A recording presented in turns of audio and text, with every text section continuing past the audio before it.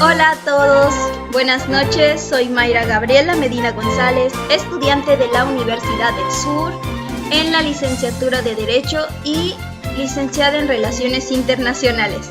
El día de hoy en este canal vamos a estar hablando un poco acerca de la influencia que tiene el artículo 133 de nuestra Constitución Política de los Estados Unidos Mexicanos, por lo que procederé a dejar este video y pasar directamente a la exposición, esperando que les guste. Muchas gracias. El día de hoy les voy a hablar un poco acerca de la influencia del artículo 133 constitucional en nuestras leyes mexicanas relacionando hacia los derechos humanos. Como primer atributo tenemos el índice, el cual está conformado por una introducción, los temas específicos abarcando los derechos humanos de una manera muy general, el artículo 133 constitucional, dividido acerca de qué trata, relacionándolo con los poderes de la Unión y la vinculación que tiene hacia nuestros derechos humanos en la Constitución Política de los Estados Unidos Mexicanos, basándonos en la unificación de estos. Para finalizar, como penúltimo tema, la aplicación de estos derechos tanto de forma internacional como nacional. De forma esquemática, se van a representar un poco cómo se puede dar esta interpretación para finalizar con conclusión y referencia. Muy bien. En la introducción básicamente se está especificando que los derechos humanos son una temática muy importante, que ha ayudado a la humanidad a crecer como sociedad y que ha garantizado cierta independencia al país.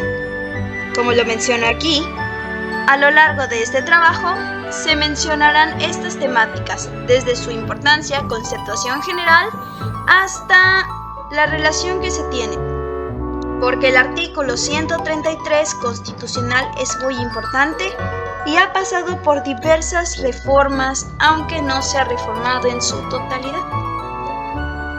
Para comenzar tenemos el concepto de derechos humanos que a continuación procederé a leer, aclarando que como tal no hay una definición breve, gracias a que diversidad de autores y escritores lo definen basándose en el artículo 2 constitucional y el artículo 1, donde dice libertades generales para todos los seres humanos, sin distinción de alguna nacionalidad, de residencia, sexo, origen, nación, étnico, religión, lengua o cualquier otra condición.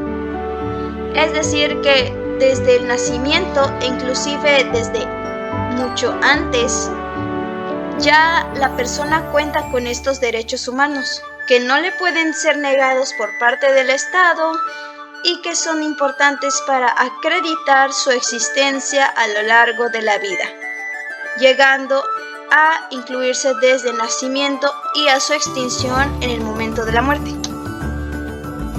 Pasamos al tema que nos interesa, el artículo 133 constitucional. ¿De qué trata básicamente este artículo? Como tal, no se escribió, pero sí se mencionan los puntos importantes. Relacionó a la Constitución Política de los Estados Unidos Mexicanos, tratados internacionales y leyes federales, aprobados por el Senado y en vinculación hacia los poderes de la Unión, Ejecutivo, Legislativo y Judicial, a reflejar una autonomía en nuestro país, dando una superioridad a nivel federal de los estados o entidades autónomas, refiriéndome a lo siguiente: todo estado de la República Mexicana, que somos 32, tienen sus propias regulaciones legales y constituciones. Por ejemplo, la Constitución de Yucatán, donde tiene sus propias leyes a seguir y derechos a cumplir para estos ciudadanos. Y no es la misma a la Constitución, pongamos, de Quintana Roo o de Chiapas. Podría cambiar en el ámbito de delitos, derechos, pero en donde sí se va a referir igualdad es en la relación que debe constar hacia el ámbito federal. Es decir, todo debe estar vinculado hacia nuestra Constitución aprobada en 1917. Pasamos al rol de los poderes de la Unión. Como tal, el artículo 133 constitucional refleja a grandes rasgos, o podríamos llamar, en vinculación de los artículos correspondientes hacia estos, las funciones que ejercen. En orden así: el legislativo va a crear, modificar, derogar y aprobar leyes y normativas que entre estos van a tener que discutir y en conjunto de cierta deliberación, ya sea que pase lo anterior. Esto es necesario aclarar que también la ciudadanía puede involucrarse mediante las propuestas ciudadanas. Posteriormente se aprueba por la Cámara de Diputados y senadores en el caso federal y en el nivel local por el Congreso de los Diputados. Se pasa nuevamente en diversos procedimientos. A nivel local, se tiene que llevar esta propuesta a lo largo de las 32 entidades republicanas y finalmente llegar hasta el nivel donde está en la Ciudad de México. Se delibera, se vota, mayoría, unanimidad. Si hay votos en contra, tienes que especificar el porqué y podría darse a una aprobación, para que finalmente con esta aprobación se pase a ratificar por el Senado y firmar, es decir, que el Senado es el encargado de aprobar las legislaciones y tratados internacionales, que también aquí en los tratados hay un punto importante, sin embargo se verá más adelante. El Ejecutivo, basado en el presidente de los Estados Unidos mexicanos, gobernadores, y también le puedo atribuir a nivel municipal a los presidentes municipales. Son los encargados de publicar en el Diario Oficial de la Federación y validar las leyes mediante los decretos, y esto se realiza cada 24 horas, a la vez que 2 veces al día, si ese es mucho. Y por último tenemos el Poder Judicial. El artículo 133 es muy específico. Modifica la ley, pero en casos específicos. ¿Por qué? Este artículo se relaciona mucho a que la ley puede ser modificada si fuera en contra de algún tipo de normatividad. Sin embargo, hay que acordarnos que la ley suprema es la Constitución política, por lo que esta no puede ser modificada. Es accesible y puede reformarse, pero no puede prohibirse, por lo que solo se va a dar en casos específicos y sería en los tribunales en el caso del juicio de amparo cuando sea en violación de derechos humanos. Tenemos una vinculación hacia los derechos humanos, nuevamente, la reforma del 2011 hacia una tesis, tomando importancia en la Constitución, refiriéndose a que estos antes eran conocidos como garantías individuales, y mediante esta reforma se avalaron 2 cosas. Una, el empleo de los derechos humanos y hacerlos para toda la ciudadanía, validándolos a nivel constitucional, ordenando en un orden jerárquico los tratados internacionales y la Constitución, dependiendo del caso. Y 2, hablando de un control mixto constitucional. Gracias a que, si nos regresamos a la diapositiva anterior, el Poder Judicial menciona que modifica las leyes pero en casos especiales. ¿Por qué? Porque nuestro país cuenta con un tipo de control constitucional, pero no específico. Solamente nos vamos a la Constitución y no se puede reformar ninguna otra norma. Es decir, como se menciona en la Ley de Amparo, la Constitución es inmodificable. y toda acción que vaya en contra de la Constitución será negada. Por lo que con podríamos llamar esta pequeña reforma, se pudo acreditar que por parte del juicio de amparo vinculando a ciertas instituciones específicas, que son los tribunales colegiados, se podría realizar esta modificación, pero como última instancia.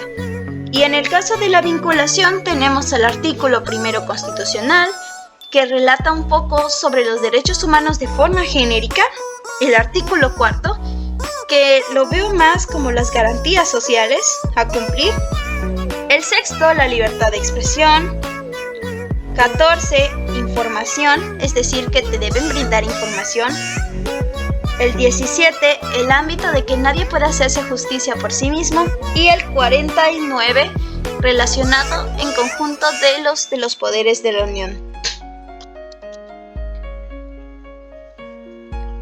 Como tal, vamos a pasar a la aplicación en el derecho internacional y nacional sobre el artículo 133, mencionando que para esto tenemos la famosa pirámide de Kelsen.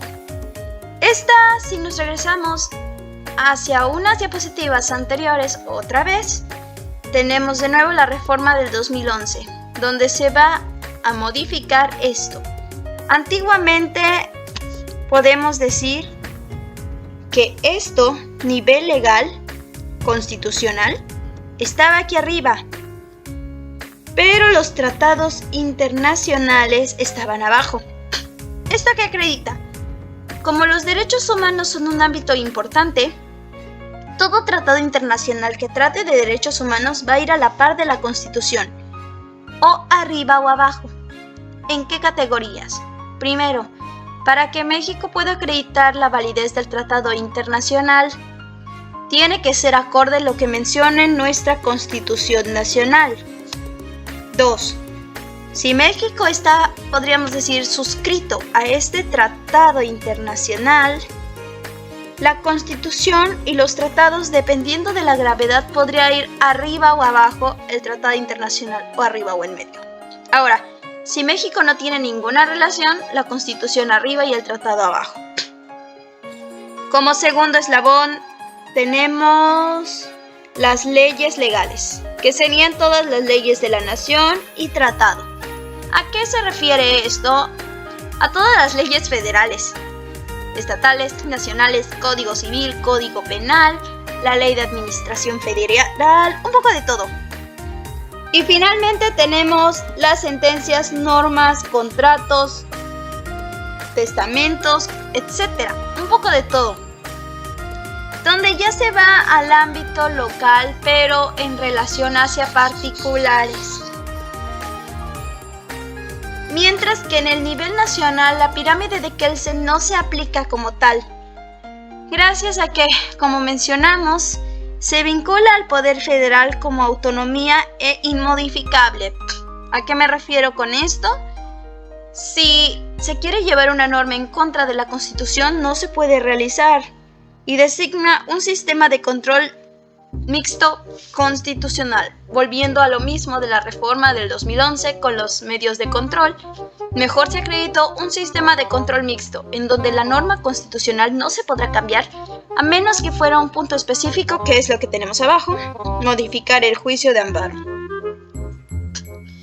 Por lo que como tal podemos contribuir que el artículo 133 constitucional nos da un sistema autónomo y en relación a los derechos humanos, desde garantizar una cierta independencia y autonomía, también vincula a la Unión y la reforma constitucional, actualización y brinda cierto apoyo a nivel social, dejando, como se mencionó, la reforma en última instancia, ya sea hasta cumplir el procedimiento de definitividad o en el caso de un amparo indirecto. Queda a interpretación el uso, pero este es más de fines de proceso, refiriéndonos a que dependerá de la autoridad cómo vaya a realizarlo, cómo sea la utilización de este y la facilidad o dificultad que se le dé, usándolo en materia referencial, pero también en el ámbito de las autoridades para designar algún control. Y con esto puedo decir que terminamos esta exposición. Sin más por el momento me despido, no sin antes mencionar que espero nuevamente que les haya gustado este video y que se tome con un medio de información, gracias a que nuestro artículo 133 constitucional garantiza lo que es la importancia y da a relevar la autonomía de nuestro Estado mexicano en comparación de otros países. Como tal, todos tienen las denominadas fuentes de derecho, pero dependiendo del país será el tipo de fuente utilizada. No sé, tal vez la jurisprudencia vaya en un ámbito primero, o los usos y costumbres, la doctrina, que en nuestro caso serían las constituciones, o más bien nuestra Constitución. Sin más, me despido amablemente y nos vemos hasta la próxima.